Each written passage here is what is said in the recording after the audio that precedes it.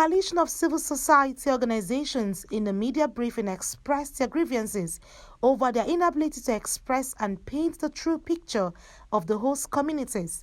They, however, noted that the environmental pollution concerns are almost entirely ignored, saying the executive bill focuses on production and commercial viability of industry. Whether you are looking at it in terms of the Constitution or in terms of the standing orders of the Senate and the House of Representatives, we are supposed to have a public hearing properly so-called. But what is making us angry as civil society and host communities is that we have a situation where, as the members of the press have said, this public hearing was held based on set of regulations. In one breath, the chairman of the committee allowed the multinational companies, the government representative, and those they categorize as critical stakeholders to speak to their memo. Otherwise, if this was just about commission of memo, we could have sat down in our various states and sent those recommendations. But to now ask me, for example, some of us came from Lagos, from Akwa Ibom, and all over the country, to come here and just go and say, I adopt what I have already submitted.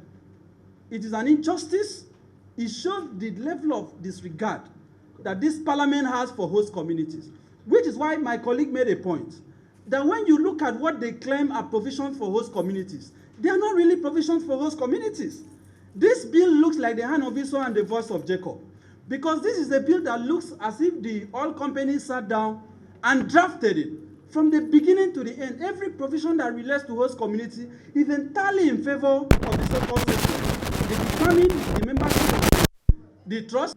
It is important for the House of Reps to go downwards, to cascade this deliberation downwards. It's not about law, it's not about constitutionalism, it's about legitimacy.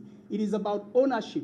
One of the biggest drawbacks of this legislation, which has spanned about 20 years, is the absence of the real owners of the oil and gas resources from the conversations around the bill.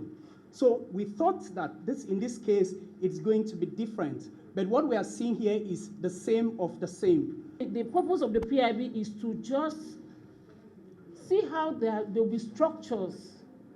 It has to do with the community, the host community. And if the PIB has not done anything positively or has not followed up to the end to see the need or to know the need in the first place, and also to meet the needs in the host community where the oil is being produced, I think it is a failure altogether.